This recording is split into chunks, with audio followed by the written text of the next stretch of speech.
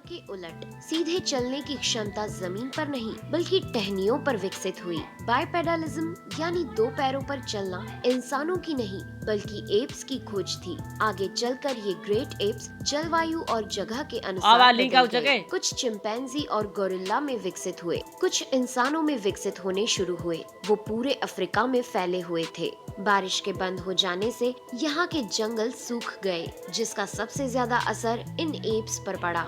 जंगल सूख जाने से इन एप्स के लिए खाने की समस्या उत्पन्न हो गई और इसीलिए अब ये पेड़ों से उतरकर खाने की तलाश में जमीन पर अपने कदम रखने लगे। ये हैं एडिपिथेकस रेमिडस। ये हैं हमारे पूर्वज जिन्होंने जमीन पर मानव इतिहास का पहला कदम रखा और आज इन्हीं के कारण हमने चांद पर अपना पहला कदम रखा। इनका दिमाग एक संतरे जितना बड़ा था और इनकी लंबाई 4 फीट तक थी। ये हमारे वंश के सबसे पहले सीधे चलने वाले जीव थे। कई हजार सालों के विकास क्रम के बाद ये दो पैरों पर चलने लगे। इससे ऊर्जा कम खर्च होती थी और ये चलते चलते भी खा सकते थे।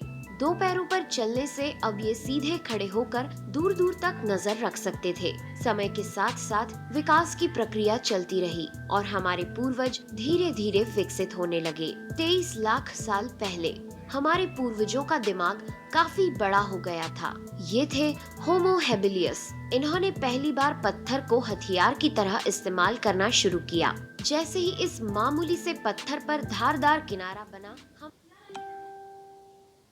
आ गया। हमें काटने का हथियार मिल गया, जिससे वह हजारों ऐसे काम कर सकता था जो वह पहले नहीं कर पाता था। पत्थर के इस्तेमाल ने अंगूठे और उंगलियों को मजबूती दी, जिससे हम और अधिक कुशल तरीके से इनका इस्तेमाल करने में सक्षम हो गए।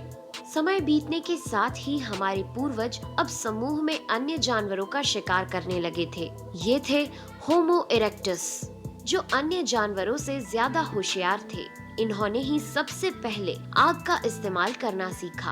आग की खोज हमारे पूर्वजों के लिए सबसे बड़ी खोज थी। ये उन्हें गर्मी, रोशनी, अंधेरों और जंगली जानवरों से सुरक्षा देती थी और इसी वजह से अब परिवार भी बनने लगे। इन्होंने आग पर मांस को पकाना सीख लिया था। आग पर खाना पकाने का मतलब था कि मांस को चबाने और पचाने में ऊर्जा का कम खर्च होना और इसी वजह से ये ऊर्जा अब इनके दिमाग में खर्च होने लगी और इन्हें कैलोरी और ज्यादा ताकत मिलने लगी, जिससे हमारे पूर्वजों का दिमाग काफी बड़ा हो गया।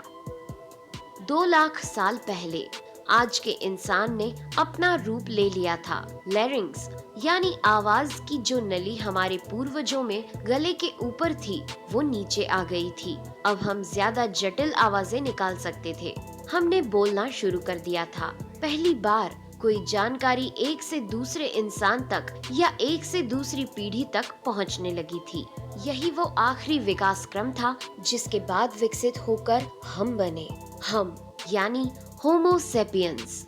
1 लाख साल पहले इंसान कहीं भी जा सकता था। हमारे पास फुर्तीले हाथ और प्राचीन हथियार थे। हम बात कर सकते थे, आग को काबू में रख सकते थे। अब हम अपने अफ्रीकन घर को और बड़ा कर सकते थे। महाद्वीप यानी कॉन्टिनेंट खिसके तो अफ्रीका और यूरेशिया जुड़ गए और उससे बनी एक बहुत बड़ी जमीन जिसका नाम था एफ्रो यूरेशिया। इंसानों के दूर दूर जाने से बहुत बड़ा बदलाव आया। अब हम एक महाद्वीप से दूसरे महाद्वीप में रहने लगे।